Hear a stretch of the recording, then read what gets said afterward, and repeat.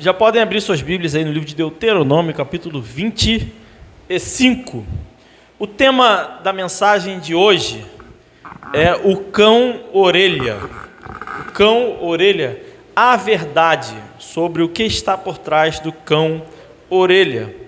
Se vocês que estão aqui na nossa igreja, membros da igreja, eu imagino que todos já saibam do que se passou com o cão-orelha. Para quem nos ouvir pela internet, vai descobrir o que está por trás do que aconteceu com o cão-orelha, tá? Cão-orelha é o nome do cachorro que estava numa praia e que foi cruelmente morto por adolescentes. É o nome do cão, orelha. E aí nós vamos abordar esse assunto e de maneira que eu não vi nenhum especialista abordando ainda. Porque eles não entenderam o que está por trás dessa ação desses jovens. E nós vamos entender hoje, partindo de alguns princípios, e o primeiro dele, nós vamos começar a elaborar esse primeiro princípio em Deuteronômio 25,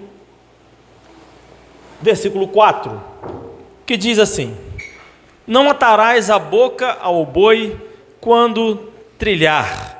Então a palavra de Deus aqui está falando sobre o boi. Quando o boi está trilhando, comendo, está se alimentando, você não prender a boca do boi, né? Não fechar a boca do boi, não atrapalhar, deixa o boi comer. O que isso tem a ver? Calma, vamos lá em Êxodo 23. Êxodo 23. Eu estou trazendo um primeiro princípio bíblico, sem o qual não é possível compreender o que está por trás dessa ação destes jovens, tá? Êxodo 23, verso 5, diz assim: se vires o jumento daquele que te odeia, caído debaixo da sua carga, deixarás, pois, de ajudá-lo? Certamente o ajudarás a levantá-lo.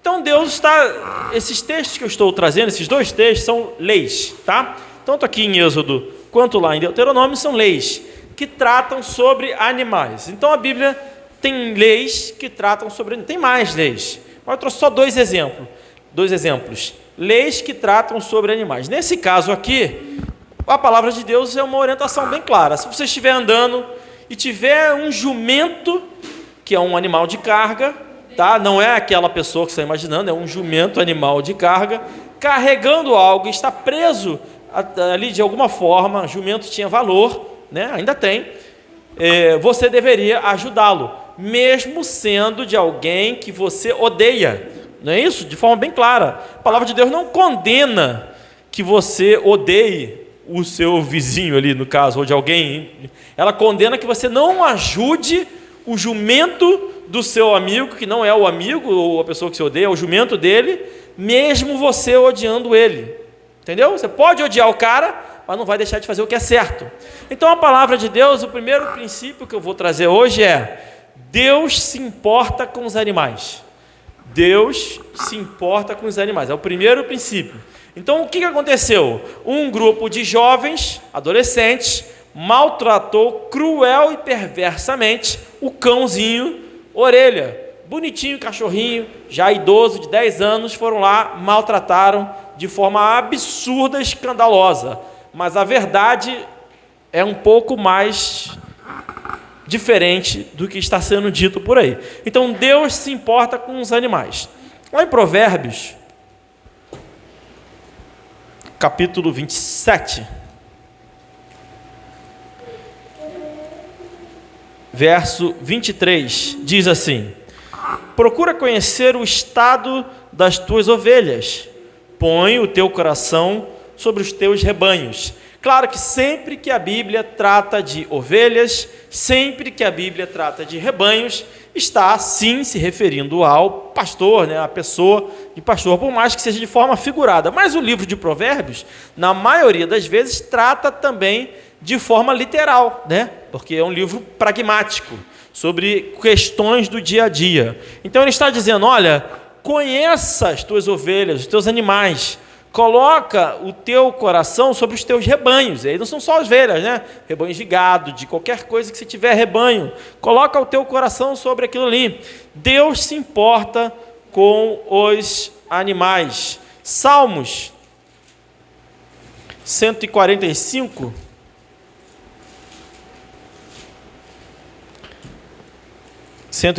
Verso 9, vai dizer assim: o Senhor é bom para todos, e as suas misericórdias são sobre todas as suas obras. Então as misericórdias de Deus alcançam a todas as suas obras, inclusive a terra, os animais, tudo o que é criação de Deus, o céu, o sol, a lua, as estrelas, os animais, as aves, as árvores, tudo. E ainda um pouquinho mais, voltando um pouquinho, no livro de Jó,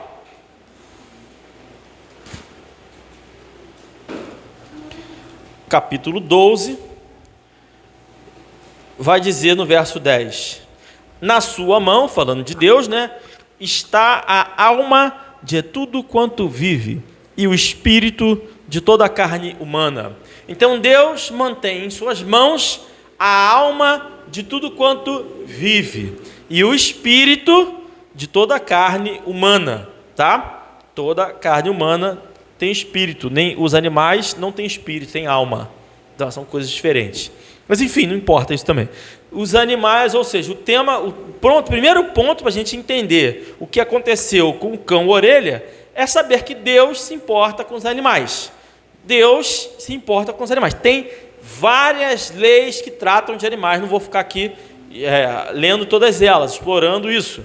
Eu quero que os irmãos entendam que a Bíblia, na sua totalidade, trata de animais. Animais fazem parte da humanidade, dos seres humanos. Não tem como existir ser humano sem animal, né? Os animais produzem tudo, fazem parte de tudo. Os animais, desde espalhar sementes até servir de alimento, os animais estão aí. E Deus se importa com os animais, faz parte da sua criação, e toda a alma de tudo quanto vive, ou seja, todos os animais, está nas mãos de Deus. Agora, Deus criou os animais com um propósito. Ele não só se importa com os animais, é um segundo ponto, que eu estou fazendo uma dedução lógica para explicar o que os rapazes fizeram. Então, a dedução lógica parte do seguinte princípio: Deus se importa com os animais. Os animais foram criados com um propósito. Logo, e a partir daí a gente vai começar a explorar o raciocínio lógico. Então, em primeiro lugar, Deus se importa com os animais. Em segundo lugar, os animais foram criados por Deus para servirem aos seres humanos. Os animais têm um propósito nessa terra. Eles não são apenas, estão aí. Não, eles são belos, são bonitos, e eles servem aos seres humanos. Todos os animais, ou melhor, eles deveriam servir aos seres humanos, foram criados para isso. Até os insetos, tudo foram criados por Deus para isso. Mas temos uma sociedade em decadência, né? O pecado foi introduzido no mundo.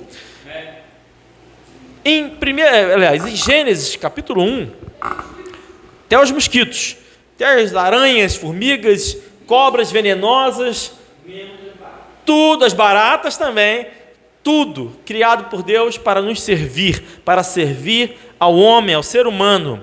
Gênesis 1, capítulo 26, vai dizer: e disse Deus: façamos o homem à nossa imagem, conforme a nossa semelhança, e domine sobre os peixes do mar, e sobre as aves do céu, e sobre o gado, e sobre toda a terra, e sobre todo réptil que se move sobre a terra. E aí vai dizer: e criou Deus o homem à sua imagem, a imagem de Deus o criou, o homem e a mulher os criou. E Deus os abençoou. Muito bem, então, Deus criou os seres humanos à sua imagem e semelhança. Né? Ele falou: façamos. Por que façamos? Porque Deus é um só, mas é uma trindade, são três pessoas: Deus Pai, Deus Filho e Deus Espírito Santo. Mas Deus é um só. Mas aí ele falou: olha, vamos fazer alguma coisa, a imagem, o homem, a nossa imagem, a nossa semelhança. Então nós fomos criados por Deus para refletirmos a imagem de Deus, para atuarmos como imagem de Deus e para dominar sobre a criação de Deus. Deus nos deu a criação. E aqui nesse caso, nesse exemplo, falou de forma bem clara: domine sobre os peixes do mar, sobre as aves do céu, sobre o gado, sobre a terra. Foram criados tudo isso para nós, para serem dominados por nós. São criados para nos servir. Isso inclui, por exemplo, servir de pet. Pai de pet, mãe de pet, eu não gosto, mas se é assim que você quer criar os seus animais, você tem a liberdade. Acho maldade você colocar um cãozinho num carrinho de bebê, acho tortura, cachorro não foi criado para isso, acho maus tratos, mas roupinha, chupetinha, blá blá blá, acho um absurdo, crueldade perversa, você fazer alterações genéticas e criar um cão que não consegue nem respirar, aqueles tipo bulldog pequenininho, sabe? Esqueci o nome daquela raça. Não, que parece um bulldogzinho que não, com aquela boca assim, não consegue respirar, não consegue pug, acho que é isso, não consegue cruzar, tem que ser inseminação artificial. Acho isso uma atrocidade, uma coisa horrenda, uma completa destruição daquilo que é a vontade de Deus. Não tem porquê, acho maldade fazer isso com os cachorros. Mas o ser humano faz, não faz? Faz. E outra coisa, tem gente que financia isso, que compra, que investe nisso, compra, reproduz, laboratório, vende caro, lança pedigree. O ser humano faz essas coisas. Os animais foram criados para dominar. Só que para serem dominados. Só que esses seres humanos que assim o fazem, não fazem com o intuito de maltratar o animal. Ele não quer maltratar, assim, na minha concepção, imagino eu, né? Não, ele faz porque acha bonitinho, que qualquer outra coisa e tal, enfim, que tem mercado, mas não é necessariamente uma vontade de vou criar um cachorro que não consegue se reproduzir e respirar. Acho que não é esse o caso, tá? Mas tudo bem. O ponto é, em primeiro lugar, Deus se importa com os animais. Em segundo lugar, os animais foram criados por Deus para servir ao homem. Ainda em Gênesis, você está no capítulo 1, não vai precisar nem virar a página, porque eu vou ler o capítulo 2, verso 19, vai dizer: havendo, pois, o Senhor Deus formado a terra, da terra, todo animal do campo e toda ave dos céus, os trouxe a Adão, para este ver como lhe chamaria. E tudo que Adão chamou a toda alma vivente, isso foi o seu nome. Então Deus, vou ler o próximo, 20. E Adão pôs os nomes a todo gado e às aves do céu e a todo animal do campo, mas para o homem não se achava ajudadora idônea. Muito bem, Deus trouxe os animais todos para Adão, falou: está tudo aí, tudo aí. Divirta-se, bota o nome de todo mundo. Deu trabalho, hein? Imagina, botar o nome de tudo quanto é animal. Adão ficou lá nomeando, esse vai ser fulano, esse vai ser ciclano. Só que eu acho que ele não teve problema de lembrar não, porque a memória dele era melhor que a nossa, né? Enfim, então em primeiro lugar, Deus criou o homem, tá? Deus se importa com os animais, e Deus criou os animais para serem dominados pelo homem, e criou o homem para dominar sobre a terra. Agora vamos lá. Deus criou o homem para dominar sobre a criação. Deus se importa com tudo que ele criou, todos os bichos. Logo, nós podemos concluir de forma categórica que maltratar um bicho de forma aleatória é maldade ou injustiça, é um ato que não é justo, não é correto. Podemos concordar com isso? Não é correto maltratar aleatoriamente o animal. Não estou falando de você ser atacado por um urso e se defender com tudo que você tem. Estou falando de você deliberadamente maltratar um animal. Não devemos fazer isso, isso não é uma ação justa. E eu vou dizer que isso é tão injusto, é tão biblicamente injusto, que os culpados não são os adolescentes, mas são vocês, não vocês aqui da igreja, vocês, a sociedade como um todo, são culpados, e os adolescentes são vítimas, e eu vou provar biblicamente que eles são vítimas da nossa sociedade, de acordo com a Bíblia, e por isso fazem tal maldade. Vou provar biblicamente que esses rapazes são vítimas, de forma inquestionável, partindo desse princípio. Qual o princípio? Deus se importa com os animais, os seres humanos foram criados para dominar sobre os animais, que Deus se importa, e, portanto, é maldade deliberadamente maltratar animais conforme Deus se importa, os quais Deus se importa. Vou começar de forma bem clara. vivemos em uma sociedade. Como que eu posso provar, então, que eles são vítimas da sociedade? Nós vivemos em uma sociedade em que está proibido a disciplina às crianças. Está proibido, por lei, é proibido disciplinar os seus filhos, punir com a vara. Ninguém usa vara, não conheço ninguém que usa vara. Está proibido, tá ou não está proibido? É lei. Logo, nós vivemos em uma sociedade que proíbe a disciplina com a vara. Tá? Beleza. E o que isso tem a ver? Vamos estudar? Vamos ver a consequência. Olha como é que é interessante, como é que a Bíblia trata sobre tudo, inclusive sobre maltrato animal, em uma sociedade que proíbe a disciplina com a vara.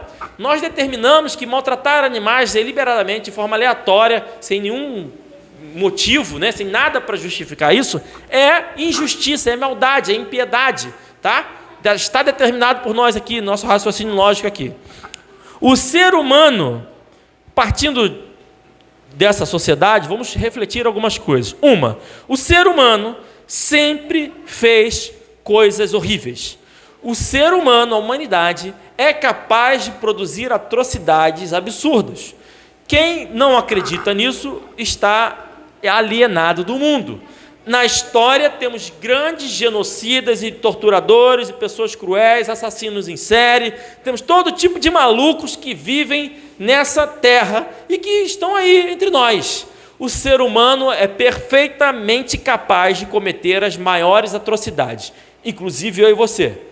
Todos nós, tá? Aquele que julga estar de pé, vigie, para que não caia. Todos nós somos capazes de fazer as piores atrocidades. Eu já contei de manhã e vou falar de novo. Quando eu era adolescente, tive problema com bebidas, estava bêbado. Alguns amigos meus me deram gasolina para beber. E eu bebi e poderia ter morrido. Passei mal uma semana, passando mal, com dificuldade de respirar. Até hoje tenho crises de tosse. 20 anos depois, tenho crises de tosse de vez em quando que eu não consigo parar. E desde isso eu nunca tive problema respiratório, nunca tive bronquite, nunca tive asma, precisei fazer natação, nunca tive nada. Depois desse dia, quase todo mês eu tenho uma crise dessa. E eu vivo com isso. Poderia ter morrido. E se tivesse morrido, seria notícia.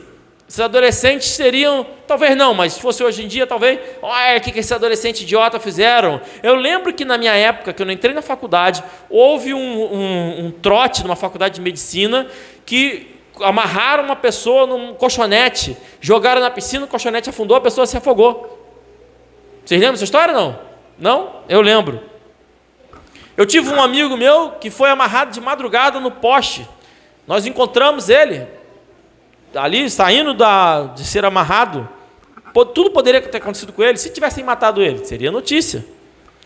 Tive um conhecido que pegou um rato. Conhecido não, porque esse aí era... Posso falar, né? Era um maconheiro da escola, né? Eu não tinha muito contato com ele. E uma vez ele usou maconha na escola, ficou doidão, pegou um rato com a mão, que já é um negócio meio nojento, e ficou na porta da escola esperando passar o ônibus. Quando o ônibus passou, ele jogou o rato embaixo do pneu, explodiu e ele morreu de rir. O ser humano é capaz de fazer isso.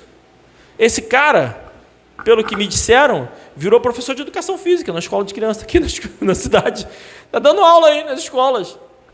Normal, tal. Mas na época fez essa atrocidade.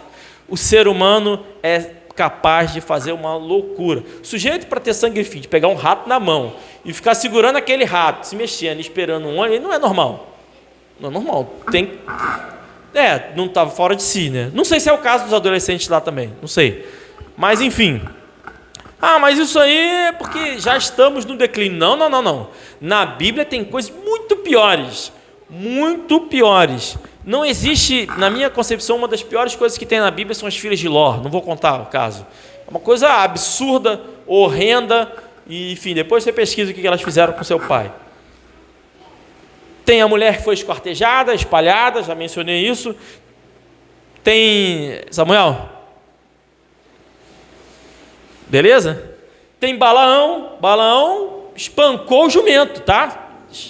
Espancou... Fica de pé, meu filho, fica de pé. Balaão espancou lá o jumento. E foi... Deus aprovou que ele espancasse o jumento? O que vocês lembram da história?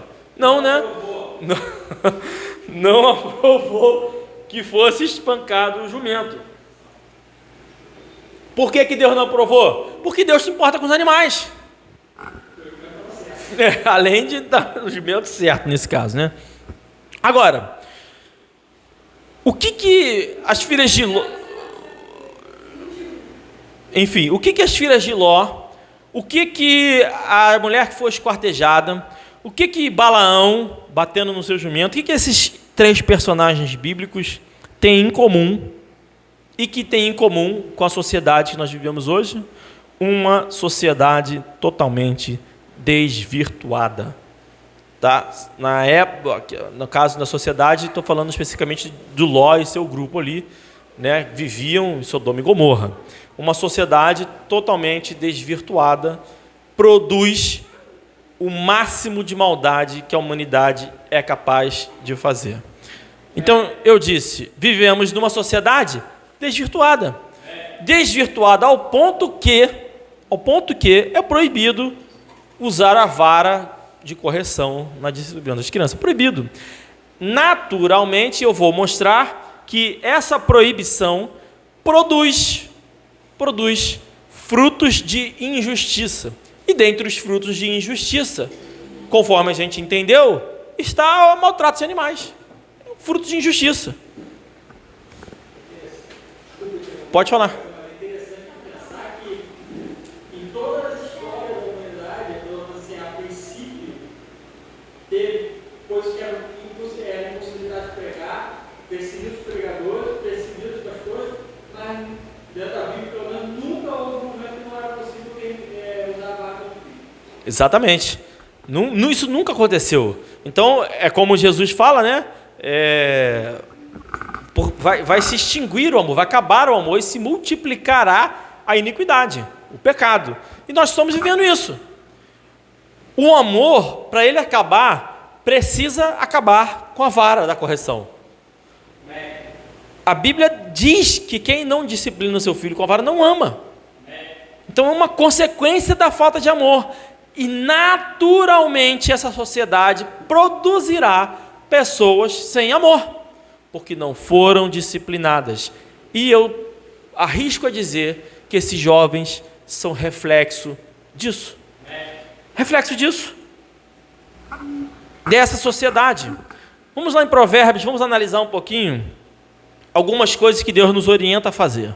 Provérbios 13, 24, vai dizer assim: o que não faz uso da vara odeia seu filho, mas o que o ama, desde cedo o castiga. Então a Bíblia diz que quem não usa vara odeia o seu filho, e quem o ama, desde cedo o castiga. Então, uma sociedade que é obrigada a manifestar ódio para seus filhos. É o que nós vivemos. Quer dizer que todas as crianças vão manifestar esse tipo? Não. São diversos pecados que vão se multiplicar das mais variadas formas, inclusive dentro da igreja, porque nós também somos proibidos, não é excluído. Então vão se multiplicar. Um vai ter uma inclinação para uma coisa, outro vai ter inclinação para outra coisa, mas é tudo maldade, tudo frutos de injustiça. Manifesta. Então a Bíblia, de forma bem clara, categórica, diz que isso é um ato de ódio. Não usar a vara é um ato de ódio. Você odeia seu filho? Não. Você usa a vara, então você odeia. Provérbios 19. Provérbios 19, no 18, vai dizer: castiga o teu filho enquanto há esperança.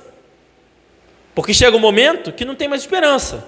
Castiga o teu filho enquanto há esperança. Não deixes que o teu ânimo se exalte até o matar. Imagina o nível de raiva que Salomão, que escreveu isso aqui, não ficava dos seus filhos, né? Enquanto há esperança, não deixe que isso se exalte até o matar. Imagina quanta raiva ele não tinha, tá?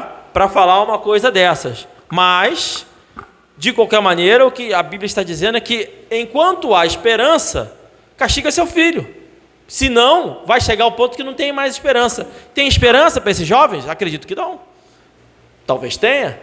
Eu sei que talvez, eu tenho certeza que esses crianças, esses adolescentes não foram disciplinados enquanto havia esperança e o suficiente, ou da forma correta.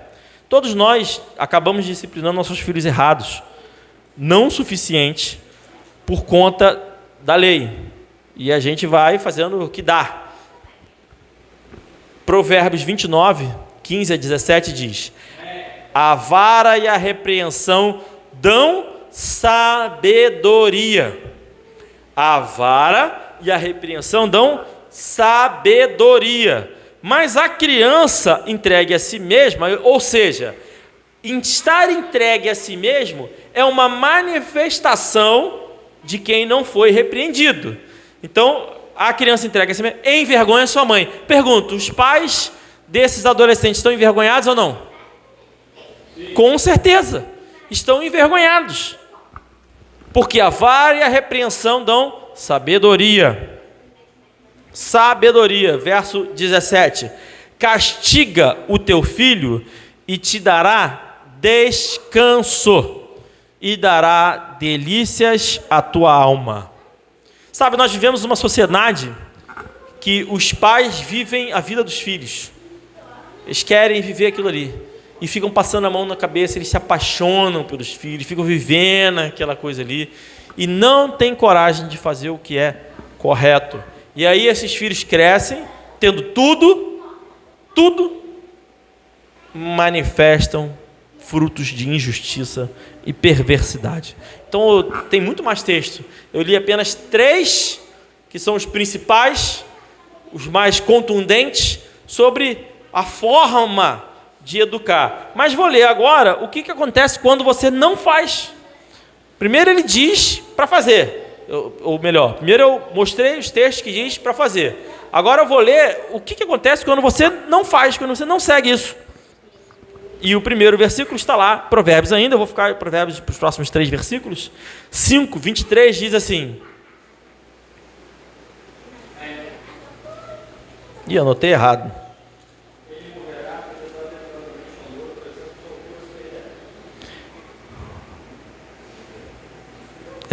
Esquece isso. Vamos para o 10. Não sei onde está o texto que eu queria, nem vou ficar procurando, não. Tem muito texto para tratar desse assunto aí. 10, 17. Diz assim: o caminho para a vida é daquele que guarda a instrução, mas o que deixa a repreensão comete erro. Então, o caminho para a vida é para quem guarda a instrução. Como você vai guardar a instrução se você não recebeu? Nós vimos que a forma de receber a instrução é por meio da disciplina, da vara. E diz mais, o capítulo 12, verso 1. O que ama a instrução, ama o conhecimento. Mas o que odeia a repreensão, Sara, é estúpido. Então, de forma bem clara, a Bíblia diz que a falta de disciplina, a falta de instrução, produz estupidez.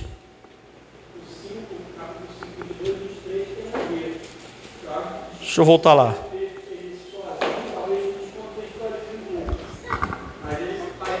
Ah, tá, a partir do 20 está certo, é isso mesmo, a partir do 21, né? Diz assim, 5, então, vamos voltar lá para o 5, 21. Eis que os caminhos do homem estão perante os olhos do Senhor, e ele pesa todas as suas veredas. Quanto ao ímpio, né, que é o ímpio que a gente falou, que é o que comete pecado, que produz frutos de injustiça, o que não foi instruído, o que não sofreu disciplina. Sara, senta. Sara, senta. Quanto ao ímpio, as suas iniquidades o prenderão, e fica preso às suas iniquidades, e com as cordas do seu pecado será detido. Ele morrerá, porque desavisadamente andou, e pelo excesso da sua loucura se perderá, que é de fato o caso, né? Andam loucamente. Obrigado, irmãos, Renato, porque eu li só o 23 e tinha que ter lido tudo. Bom, desavisadamente, porque a pessoa precisa ser orientada, senão viverá perdido na sua própria loucura. E é curioso que isso é de fato, alguns dos versículos que eu vou ler adiante, tem tudo a ver com isso. Agora, sabe o que é interessante?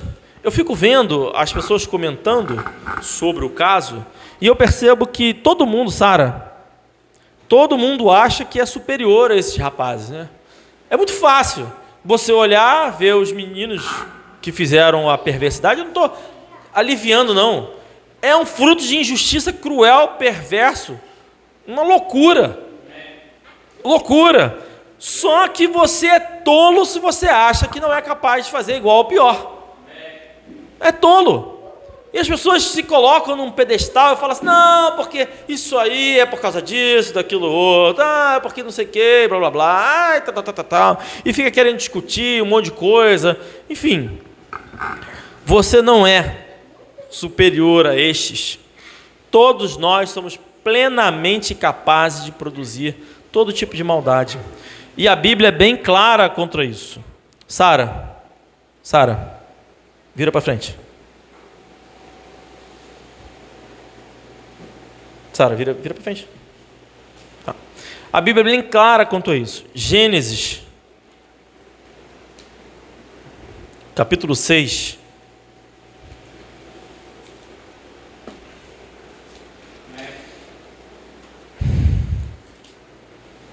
Senta lá, Sara, senta lá. Senta lá, deixa ali aí, senta lá. Vamos, Sara. Sara.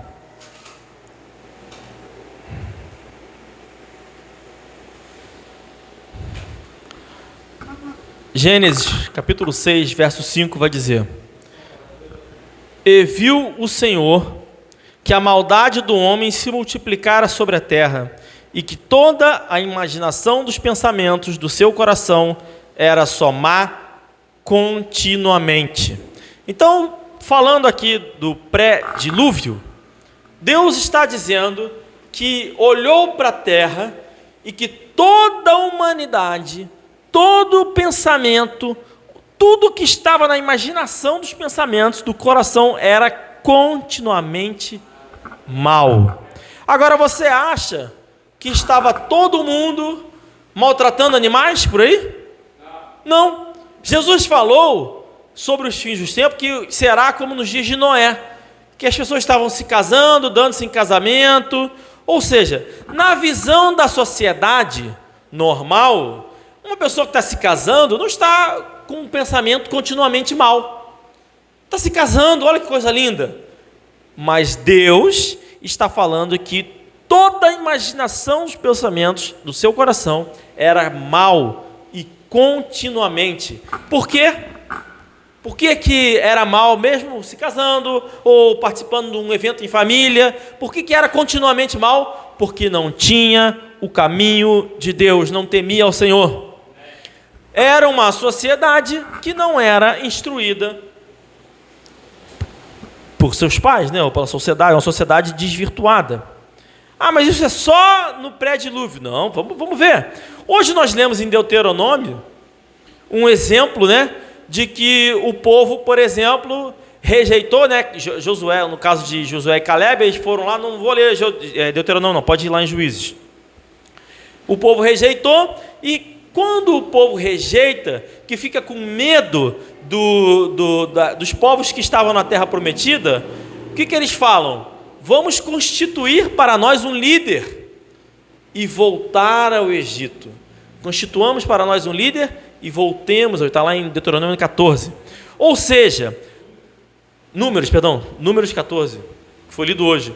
Ou seja, o povo, quando rejeita a Deus, tende a buscar o quê? Um político, um salvador, um herói, qualquer coisa nesse sentido. E ali, de fato, por rejeitar a Deus, por não acreditar na palavra de Deus, queriam um líder para levar o povo de volta para o Egito. Acabaram de ser libertos do Egito e queriam voltar para o Egito, porque não temiam a Deus. Mas aquele povo lá é diferente, eu sou melhor do que eles. Você não é. Você não é. Juízes, capítulo 21.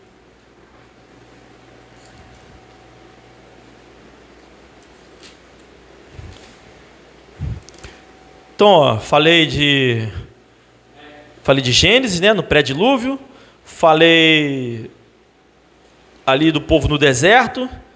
Aí o povo entrou na terra prometida, né? Saiu do deserto, tudo bem, ficou 40 anos de castigo porque não acreditou no Senhor, entrou na terra prometida, e lá no capítulo 21, no último versículo, diz assim, 25, né? 21, 25. Naqueles dias não havia rei em Israel, porém, cada um fazia o que parecia reto aos seus olhos. Parecia reto, fazia o que queria, cada um seguia. E a gente não leu isso?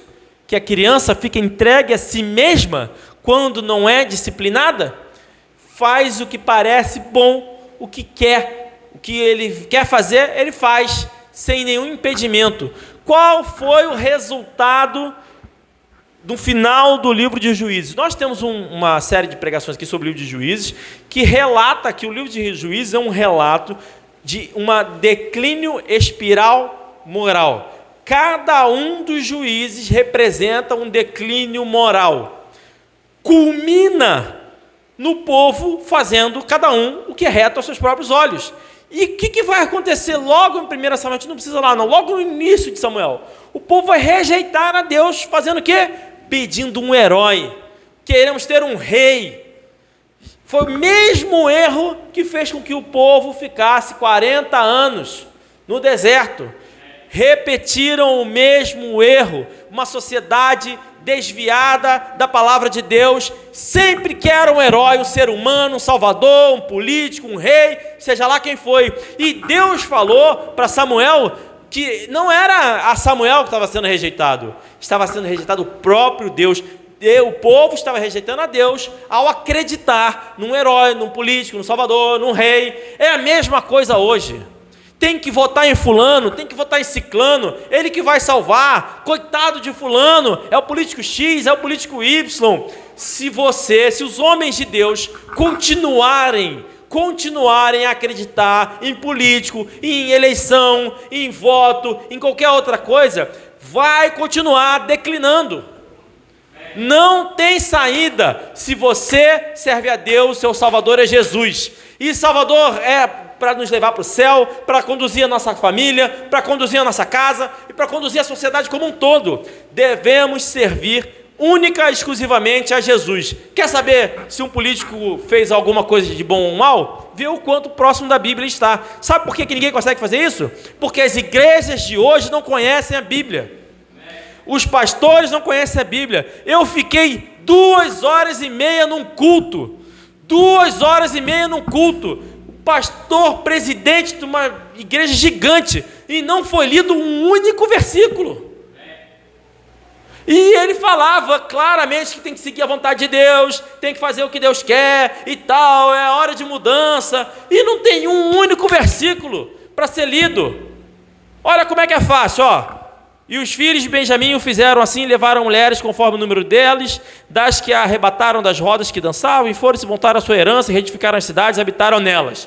Pronto, eu li um versículo. Agora eu falo sobre esse versículo. Aqui, ó, volte, se eu quisesse usar só esse versículo, volte à sua herança.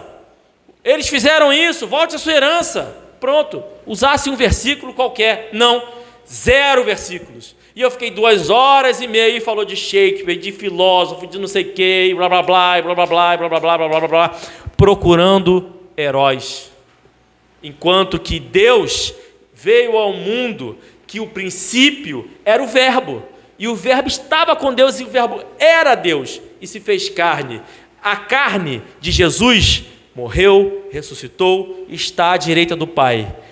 O verbo está nas suas mãos, nas minhas mãos, que é a palavra de Deus aqui. Então nós temos o que seguir. Nós temos o que seguir. Vivemos em uma sociedade declinada, em decadência espiral, tal qual de Juízes, e esperando ainda por um herói salvador. Vai ser o Bolsonaro que vai salvar. Não vai. Ah, vai ser o Nicolas Ferreira. Não vai. Ah, vai ser o Lula. Não vai. Ah, vai ser o raio que for. Não vai. E sabe o que vai acontecer enquanto os homens de Deus continuarem acreditando nisso? A sociedade vai piorar. É isso. Então os adolescentes são vítimas dessa sociedade piorada. e vão reproduzir o que a sociedade está produzindo, frutos de injustiça. E eu, no final, vou terminar com 2 versículos para demonstrar de forma bem clara o que são esses frutos de injustiça.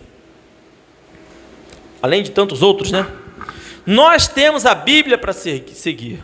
Eu vou lançar uns desafios aqui. Se algum pastor, homem de Deus, ouvir essa pregação, eu vou lançar um desafio aqui. Vamos fazer um teste. Vamos seguir minimamente a Bíblia. Minimamente, dentro das igrejas. Vamos começar proibindo as mulheres de pregar no culto. Só isso. Vamos ver o que acontece. Imagina a revolução que seria nesse país se as igrejas falassem assim: olha, a Bíblia diz que mulher não deve falar. Então vamos fazer o seguinte: ela pode falar, mas no culto, pelo menos na pregação, vai ser somente homens. Imagina o quão radical isso seria. Uma mudança completa para seguir a vontade de Deus. 2 desafios. Um é esse. Outro, vamos proibir, acabar com políticos das igrejas. Acabar. Quando falar qual vai ser o político, não interessa, tanto faz, vota qualquer um. Não vota, anula o voto, paga multa, faz qualquer coisa. Imagina o quão radical não seria. Agora, entra numa igreja com mais de 300 membros e você vai achar lá um candidato a vereador. Aí, quer mudança na sociedade, quer um monte de coisa. Não vai ter. Porque enquanto os homens estiverem com esperança em homens, enquanto as mulheres governarem sobre os homens de Deus nas igrejas, enquanto os seus filhos vão dominar sobre o povo, vão oprimir o povo. Os opressores do meu povo são o quê? Mulheres e crianças. Mais ou menos isso está escrito lá. Dominam sobre o povo. E é isso, é exatamente isso. Essas ações não serão as últimas. Mais e piores ocorrerão. E nem são as primeiras, mais e piores ocorrerão. Agora, esse desafio que eu lancei aqui, vamos proibir as mulheres de pregarem e vamos proibir políticos nas igrejas. Isso vai acontecer? Não. Então, tem expectativa de mudança na sociedade? Não. Será que alguém vai chegar e vai mudar a lei? Não, agora vamos fazer o seguinte: pode disciplinar o seu filho, pode usar vara. Então, não vai acontecer. Estamos em declínio constante e permanente. Salmos 14.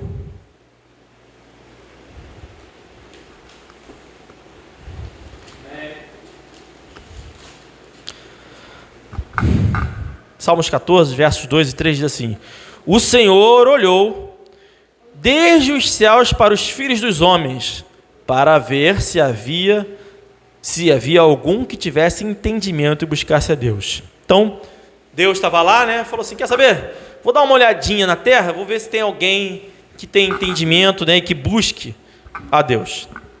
Aí o verso 3: desviaram-se todos e juntamente se fizeram imundos. Não há quem faça o bem, não há sequer um. Não há quem faça o bem, não há sequer um. Ah, peraí, isso aí é coisa do Antigo Testamento. Olha, os salmos é literatura poética, né? Não é lei, não é nada. É uma representação. O rei Davi, que escreveu esse salmo, estava falando: olha, Deus percebeu que não tem ninguém que faça o bem. E quer uma novidade? É verdade. Não tem um único que faça o bem. Zero. Que isso, que loucura. Também se reproduz lá no Novo Testamento. Será que se reproduz? Que fala a mesma coisa? Vamos ver. Romanos 3. Todo mundo aqui conhece, mas eu vou ler. Vou chegar lá. Romanos 3, 23. Porque todos pecaram e destituídos estão da glória de Deus. Voltando para o 10, está escrito, como está escrito, não há um justo, nenhum sequer. Continuando, não há ninguém que entenda, não há ninguém que busque a Deus. Todos se extraviaram e juntamente se fizeram inúteis. Não há quem faça o bem, não há nenhum só. Não existe um único ser humano nessa terra que faça o bem. Todos se extraviaram. Portanto, todos são plenamente capazes, aptos de fazer as piores atrocidades que se podem fazer. Essas atrocidades são manifestas pela sociedade pervertida. Porque isso vai em todos os níveis. Se houvesse punição severa, dificilmente faria-se isso. Se tivesse uma redução penal, dificilmente faria isso. Mas todos os elementos, as engrenagens da sociedade são contrárias à palavra de Deus. Todos. E, portanto, vão manifestar ações que são frutos de injustiça, coisas horrendas. Vamos voltar rapidinho lá para Jeremias. Capítulo 10.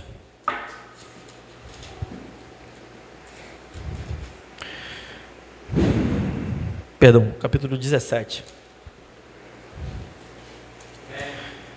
Jeremias 17, verso 9, diz assim: enganoso é o coração, mais do que todas as coisas, e perverso, quem o conhecerá? Maldito o homem que confia no homem. E isso vale para políticos, salvadores, e vale inclusive para você mesmo. Se você confia em você mesmo, está enganado. Está enganado. Nesse mesmo capítulo, um pouquinho antes, no verso 7, diz assim: bendito o homem que confia no Senhor, e cuja confiança é o Senhor, porque será como a árvore plantada junto às águas, que estende suas raízes para o ribeiro, e não receia quando vem o calor, mas a sua folha fica verde. No ano de sequidão não se preocupa, nem deixa de dar fruto. Aí conclui: enganoso é o coração mais do que todas as coisas, e perverso, quem o conhecerá? O coração do homem está em oposição direta à confiança no Senhor. Quem confia no coração do homem se opõe à confiança do Senhor. Se você confia nos seus caminhos, no seu sentimento... Eu tive um problema uma vez na escola do meu filho, fui falar, tinha um pastor lá, fui conversar com o pastor, e ele me disse assim: isso é complicado, essa história é complicada, mas tem que ver como está o coração dele, né? Tem que ver como é que está o coração dele. E eu não tive coragem de falar para ele, mas só conseguia pensar, né? O coração do homem é enganoso. Tudo que eu não quero é ver como está o coração dele. Eu quero que ele esteja confiado no Senhor. Eu não quero que ele siga o seu coração. Que loucura! Mas as pessoas acham que é bonito, que é sentimental, que é legal. E aí, não são como árvores plantadas junto às águas. São como os loucos entregues a seus próprios caminhos. Lá em 2 Timóteo,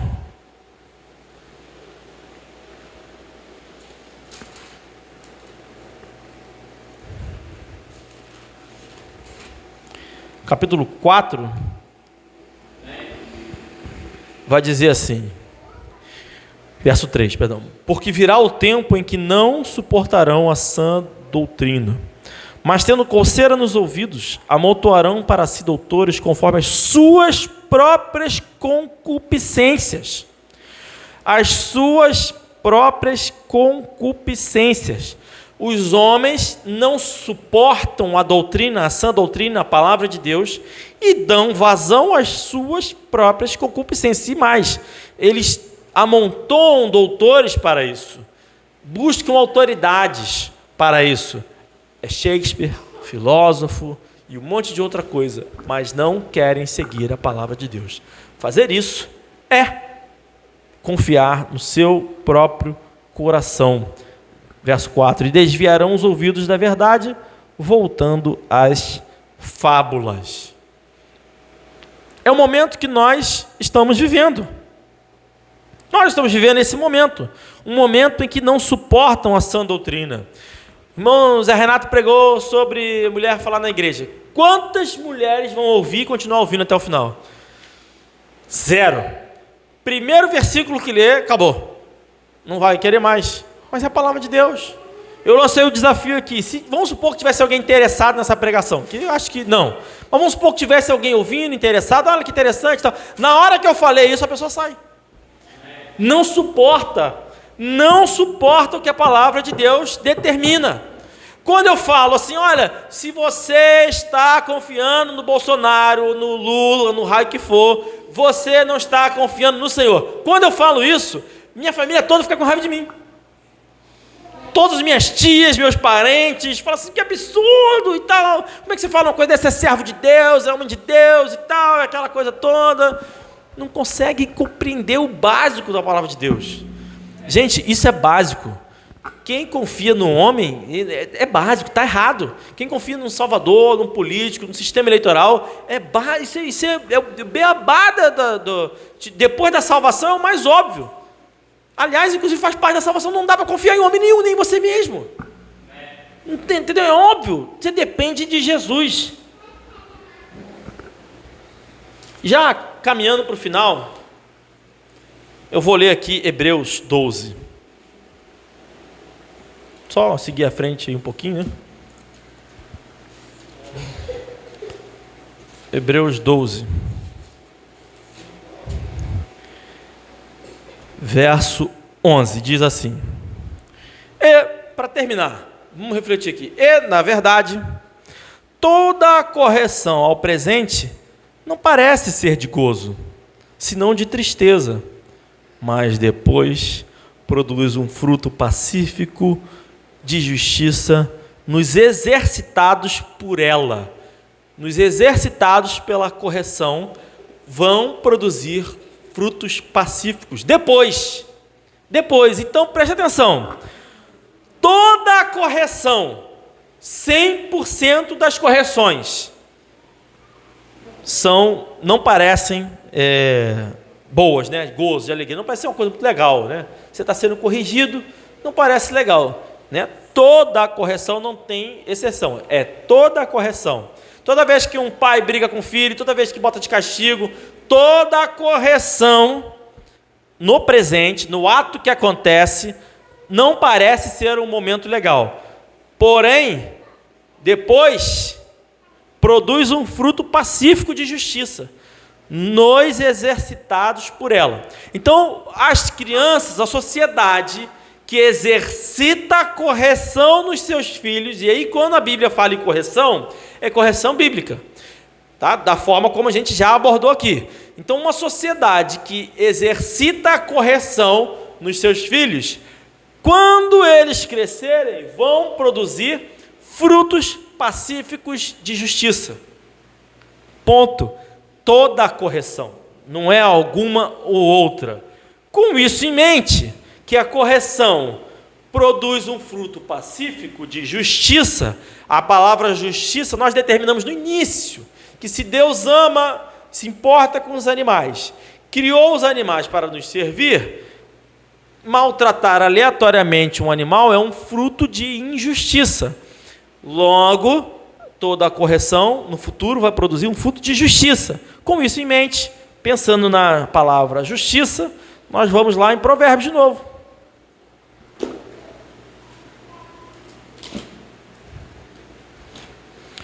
Provérbios capítulo 12, verso 10. O justo tem consideração pela vida dos seus animais, mas as afeições dos ímpios são cruéis. Toda a correção, 100% da correção, produz um fruto pacífico de justiça, torna justo.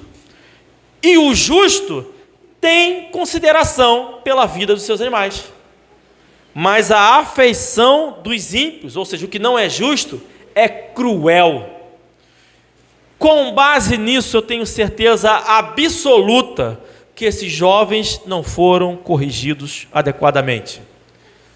Porque se tivessem sido, produziriam frutos de justiça. Mas, e o fruto de justiça é ter afeição pelos animais. Mas, ao contrário disso, é ser cruel. Eles não mataram um animal, eles foram cruéis. São ímpios, a sua impiedade foi manifesta, não são salvos e podem vir a ser, não são, mas não foram corrigidos pelos seus pais da forma correta. Por causa disso, eu alego de forma contundente e irreversível: esses jovens são vítimas de uma sociedade que não corrige seus filhos, porque toda a correção produz fruto pacífico de justiça, e quem não é justo é cruel. Amém? Estamos encerrados a nossa mensagem de hoje.